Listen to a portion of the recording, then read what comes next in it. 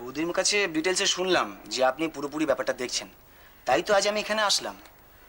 তাছাড়া স্যারকে যদি আমি বলি গভর্নমেন্ট থেকে ক্লিয়ারেন্সগুলো পাইনি আর ইকুইপমেন্ট দুদিনের মধ্যে ছাড়ানো যাবে না, তাহলে তো আমি গেছি। না না, ও আমি জায়গা মতো জানিয়ে দিয়েছি। No, no, I don't want no as an answer. দেখুন মিস্টার পাকরাশি, আমি না শুনতে অভ্যস্ত নই। হ্যাঁ, না বিপ্লব তো আপনার ওখানে গিয়েছিল, তাকে হ্যাঁ হ্যাঁ হ্যাঁ ঠিক আছে, ওকে রাখছি। এই যে বিপ্লব, এখানে বসে মায়ের সঙ্গে গল্প করছো। ডাক্তার পাকরাশি যে বললেন ক্লিয়ারেন্স সার্টিফিকেটটা পাওয়া যায়নি, সেটা আমাকে জানানোর প্রয়োজন মনে করনি? মানে স্যার ভেবেছিলাম ওটা হয়ে যাবে। ভেবেছিলে সবই ভেবেছিলে। কাজে ঢোকার আগে কত বড় বড় কথা, সরকারি এই মহলে পরিচিতি, ওই মহলে চেনা, কাজের সময় সব জিরো। খোকা, আমি বিপ্লবকে বলেছি এ নিয়ে ভাবতে হবে না। তাছাড়া আমি আর নীনাকে শঙ্করবাবুকে বলে এসেছি, উনি বলেছেন ব্যাপারটা দেখবেন। কি দেখছেন? ইকুইপমেন্ট ছাড়া হয়ে যাবে। শঙ্কর কাকু কি আন্ডারওয়ার্ল্ডের ডন যে এক হাঁকে সব কাজ হয়ে যাবে? ভদ্রভাবে কথা বল খোকা। শুধু আন্ডারওয়ার্ল্ডের ডন হলেই তার কথাতে কাজ হয় না, সম্মানিত মানুষের কথাতেও কাজ হয়। বিপ্লব, তুমি বরং এবার যাও। পাকরাশি তো বেরিয়ে যাচ্ছে, তোমার সঙ্গে দেখা হবে না। তুমি এক কাজ করো, রাত্রিরে ফোন করো, আমি বলে দেবো কি করতে হবে। মাসিমা, ফাইলটা তাহলে আপনার কাছে থাকবে? হ্যাঁ, তুমি তো রাত্রিরে ফোন করছোই, তখন আমি খোকাকে সব জানিয়ে দেবো। আসি স্যার। তুমি বলে দেবে মানে? তুমি কি করে জানবে যে ইকুইপমেন্ট কবে ছাড়ানো হবে? শঙ্করবাবু জানিয়ে দেবেন বলেছেন। শঙ্কর বাবু?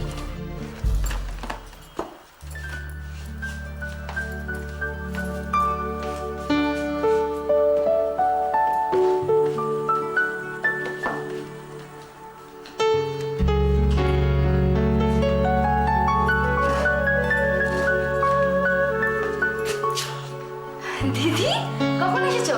বসো। এই ভাই বউ আমার এত সুন্দর করে ঘর গোছাচ্ছে, দেখবে কি করে দিদি কখন এলো? তোমাকে এরকম ভাবে দেখতেও খুব ভালো লাগে। এই ঘর কন্যার কতদিন তুমি অফিস যাবে না? হ্যাঁ, কয়েকদিনের ছুটি আছে, তারপরে যাবো। নতুন জায়গা একটু দেখিনি ভালো করে। শোনো, এই বাড়িটা কিন্তু তোমার। তুমি যেরকম ভাবে চালাবে সেরকম ভাবে কিন্তু চলবে, ঠিক আছে? এটা রাখো তো। মানে? সংসার সামলাতে সামলাতে দিদি ক্লান্ত, এবার একটু ছুটি চাই। প্লিজ দিদি, এটা করবে না। আমাকে তুই ছুটি দিবি না?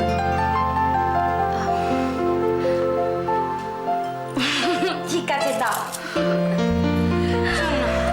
আমি একটু বেরোচ্ছি, আমি তাড়াতাড়ি ফিরবো। ভাই কোথায় গেল? বাথরুম। চলে গেছে, ওকে বলে দিস আমি বেরোলাম। ওর রাগটা একটু মানিয়ে নিস।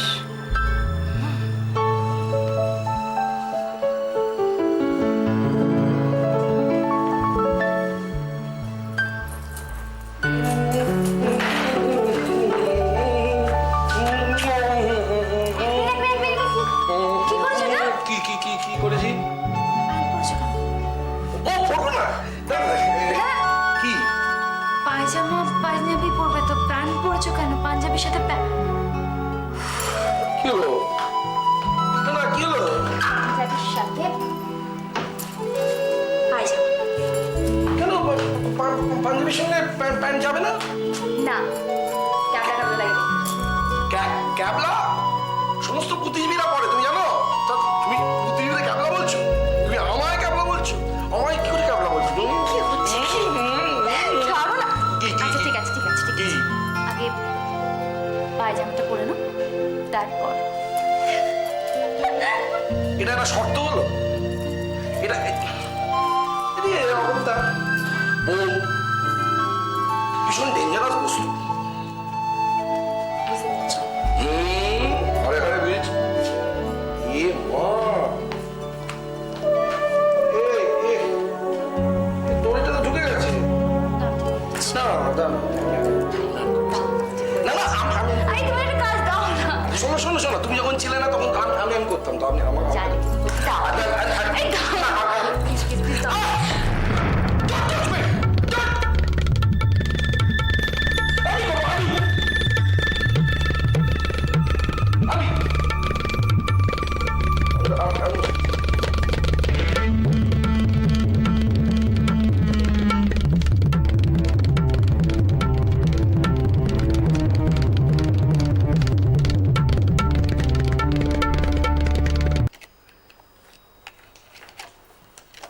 মা, হ্যাঁ বল। ও মা, কি সত্যি মা আজ আমার যে কি মজা লাগছে না আমি তোমায় বলে বোঝাতে পারবো না। শঙ্কর কাকু is really great, really great. হ্যাঁ রে, উনি যে তোদের বাবার বন্ধু, মানে সেই শঙ্কর বাবু, আমি বুঝতেই পারিনি। আসলে তোদের বাবা না, মানে বন্ধু বান্ধব নিয়ে বাড়িতে আড্ডা একদম পছন্দ করতেন না। যা দেখা হতো ওই ক্লাবে টাবে। বিরাট বড় জমিদারের ছেলে, জানিস তো। তবে ওই মাথায় একটু ছিট আছে, মানে বাবার টাকায় হাত দেব না।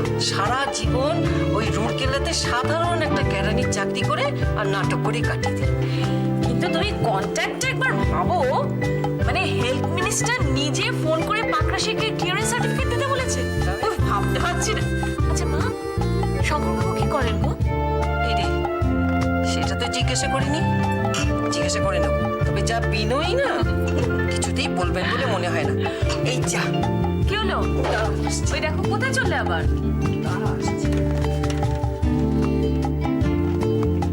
জানো মা, পাকরাশি আমাকে বলছিল কি লাইন করেছে বলুন তো, হোম মিনিস্টার হেলথ মিনিস্টার নিজে আমাকে ফোন করে বলছে যে আর্জেন্ট। তোদের বাবা তো আইএস অফিসার ছিলেন, আর শঙ্করবাবু ছিলেন ওনার বিশিষ্ট বন্ধু। ওই সারা জীবন বিয়ে থা না করে একাকে কাটিয়ে দিল। এই জানিস, বিপ্লব একটা মানে বাইরে থেকে না একটা ইকুইপমেন্ট আসার কথা ছিল। বিপ্লব নামটা বলেছিল, আমি এখানে লিখে রেখেছিলাম, খুঁজে পাচ্ছি না। কি কি ইকুইপমেন্টটা কি, মানে কিসে? ওই যে মানে ইয়ে কি যেন নামটা, দূর বাবা। ডাক্তারিটা আমি কষ্ট করে পড়েছি মা। কোন মেশিন কি কাজে লাগবে সেটা আমি বলতে পারবো। কোনটা আগে লাগবে, কোনটা পরে, পরে আসলে কি ব্যবস্থা নিতে হবে সেটা আমার চেয়ে ভালো কেউ জানে না। তা আমরা কি বলেছি? তুমি বোঝো না, জানো না? বলুনি ঠিকই, কিন্তু আমার অবস্থা এখন নিজ গৃহে পরবাসী। নিজের তৈরি হাসপাতালে এখন আমি বাইরের লোক। সবাই এসে আমাকে জিজ্ঞেস করে, কি আদিত্য কত দূর এগোলো কাজ? ইউএসএ থেকে বারবার টেলিফোন আসছে, এখন একটা ইম্পর্টেন্ট ইকুইপমেন্ট পাওয়া যাচ্ছে না, কি হবে? তা তুমি কথা বলছো নাই বা কেন? কি বলবো, আমাকে তো বাইরের লোক বলে ভাবা হচ্ছে। আরে বাবা, শুধু টাকা ঢাললেই যদি হাসপাতাল তৈরি হয়ে যেত, তাহলে সবকটা টাকাওয়ালা লোকই হাসপাতাল করতে চলত। হাসপাতাল করছে কে, কে এর পেছনে আছে, এটাও তো দেখতে হবে। আচ্ছা আদিত্য, তুমি নিজেকে আউটসাইডার ভাবছো কেন বলো তো? আমাকে ভাবানো হচ্ছে তাই ভাবছি। শোনো, একা মানেই কিন্তু বোকা, বুঝতে পেরেছো তো? এখন এই হাসপাতালটা গড়ার পেছনে তুমি, আমি, মা সবাই যদি একসাথে কাজ করি, তাহলে ব্যাপারটা কি দাঁড়াবে, বুঝতে পারছো? না রে না, খোকা ভাবে ও একাই একশো, সব পারে। তো মুখে স্বীকার করবে না যে আমার সাহায্য তোমাদের চাই। তোমারই তো মা। শোনো আদিত্য, বিশ্বনাথ ব্যানার্জি মেমোরিয়াল হাসপাতাল তৈরি করতে গেলে ডক্টর আদিত্য ব্যানার্জি, রমলা ব্যানার্জি সবার সাহায্য দরকার, বুঝেছো? কি হলো, বুঝেছো? আম্মা, হ্যাঁ বাবা। কি গো এখনো তুমি গল্প করছো? শুতে আসবে না? যাচ্ছে যাচ্ছে, যা না তুই যা। না, আমি আম্মাকে নিয়ে তারপরে শোবো। এ বাবা। চলো তো চলো। আচ্ছা আচ্ছা, আমি আসছি, এক্ষুনি আসছি, 2 মিনিট। হ্যাঁ, 2 মিনিট কথা বলে আসছি। তোমায় কিন্তু আজ এই গল্প শোনাতেই হবে। প্রতিদিন তুমি ফাঁকি দাও, আজ কিন্তু সব চলবে না। আচ্ছা বাবা, ঠিক আছে, বলছি তো আসবো, 2 মিনিট বাদে আসছি। ঠিক আছে, আমি এখন যাচ্ছি, ঘড়ি দেখবো। 2 মিনিট বলেছে, যেন 2 মিনিটই হয়।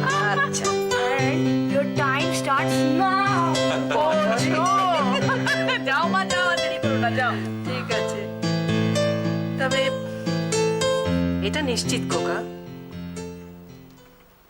যে হাসপাতাল স্বপ্নটা তোরই। আর আজ এই হাসপাতাল কিন্তু আমারও বেঁচে থাকার একটা উদ্দেশ্য হয়ে দাঁড়িয়েছে। তাই তুই যদি কাঁধে কাঁধ মিলিয়ে আমাদের সঙ্গে আসতে পারিস, আমাদের খুব আনন্দ হবে। তবে একটা কথা, তোকে লিখিতভাবে প্রতিশ্রুতি দিতে হবে। আমার কথা তোকে মেনে চলতেই হবে। এই হাসপাতালের চেয়ারপারসন আমি। এতে যদি রাজি থাকিস আমার কোনো আপত্তি নেই। যাই বাবা, 2 মিনিট বোধহয় হয়ে গেল।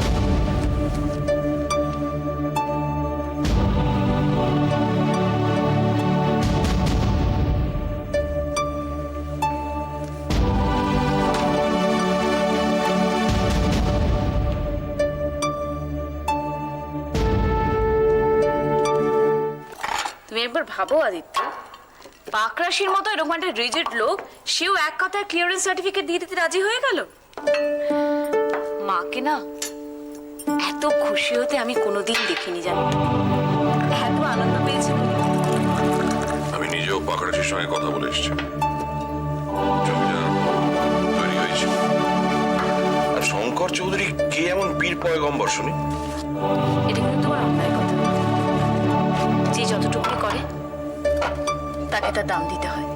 কি করেছে শঙ্কর বাবু বলো? তোমাদের বাড়াবাড়ির জন্য আজ আমি মার কাছে বাইরের লোক হয়ে যাচ্ছি।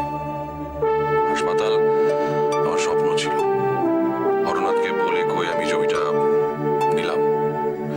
টাকার জন্য বিদেশ গেলাম, কন্ট্যাক্ট তৈরি করলাম। ইনারাইরা এগিয়ে এলো আমাকে সাহায্য করার জন্য।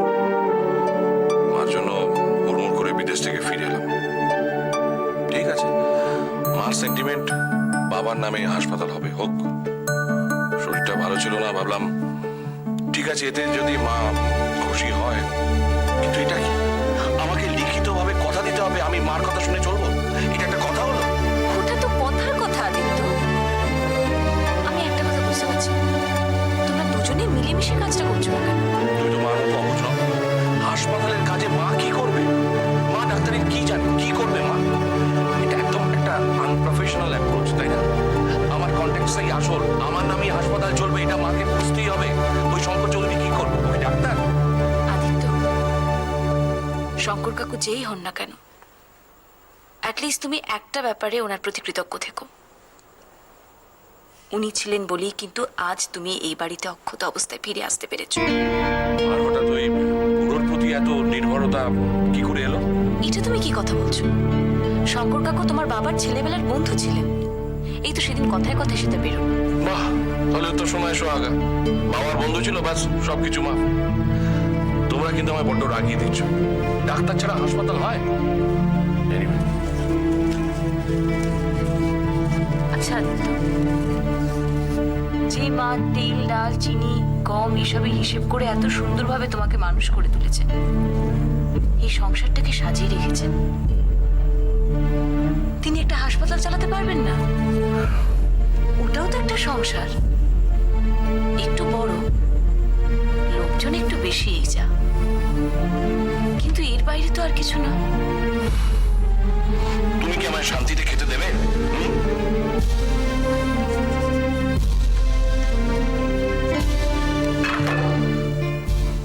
না ঠিক আছে, দেখ অভি, দেখা হচ্ছে না মানে তোকে ভুলে গেছি এরকমটা তুই ভাবলি কি করে, তাই না? ও ঠিক আছে, আমি তোকে একটু পরে ফোন করছি। এই মুহূর্তে আমাদের বাড়িতে একজন স্পেশাল গেস্ট এসেছে। ঠিক আছে, রাখছি রে। হ্যাঁ, আসুন আসুন আসুন। অনেকদিন হলো তো, আপনি এখনো এত ফর্মালিটিস কেন করছেন? বসুন না। আচ্ছা, কি খাবেন আগে বলুন? চা, কফি, ঠান্ডা? কিচ্ছু খাবো না।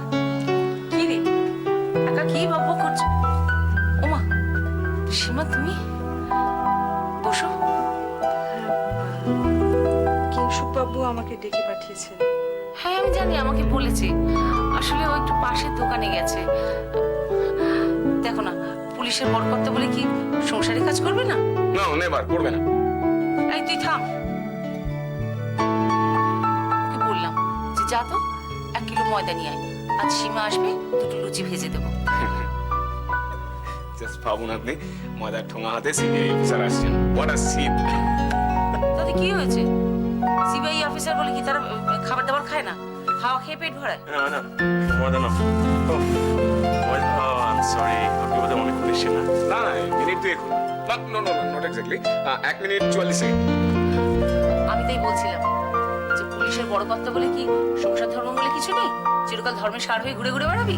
না তাই বলে ময়দার ঠোঙা হাতে সিবিআই অফিসার কিংসুক বাড়িতে ঢুকবে, ব্যাপারটা একটু বাড়াবাড়ি হয়ে যাচ্ছে না? এই মা, এই কৌশিক, হ্যাঁ, আমি ওনার সঙ্গে একটু কথা বলবো। হ্যাঁ, তোরা কথা বল। এই চল সীমা, তুমি কিন্তু চলে যেও না, আমি লুচি ভাজছি। হ্যাঁ, চল যাক, আপনার অনারে তাহলে আজকে আমার কপালে লুচি জুটবে। তাই না কি রে? তবে রে। সরি সরি সরি সরি চল, চলো চল, চলো চল। চলো বাচ্চা, আসো। তোর হচ্ছে আজকে।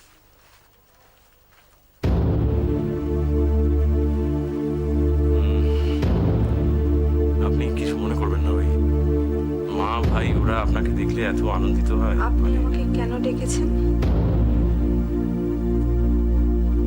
বলছি, বসুন।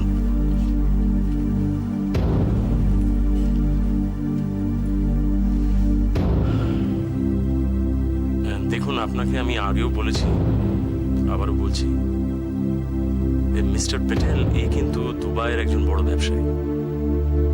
ও অনেক টাকা এই শহরের পেছনে খরচ করছে। তো সেই টাকার সবটাই কিন্তু সোজা পথে রোজগার করা নয়। তো এখন এই কালো টাকা ও আমাদের শহরের ডেভেলপমেন্টের পেছনে খরচ করছে। সভাপতি বড় বড় আমলারা চাইছে যে ডেভেলপমেন্টটা হোক। ওকে সহজে ছোঁয়া যাবে না। একটা খুব কঠিন শক্ত দেয়াল ওর চারপাশে দাঁড় করিয়ে রেখেছে। তো আমার ধারণা একটা রাস্তা আছে, আমরা বসে নেই, আমি চেষ্টা চালাচ্ছি। সেই রাস্তাটা আমরা খুব শিগগিরই পেয়ে যাব, একদম স্ট্রেট ওর কাছে পৌঁছে যাব। আর নতুন কিছু? কি? না, প্যাটেল সম্পর্কে আর নতুন কোনো ইনফরমেশন? নতুন মানে?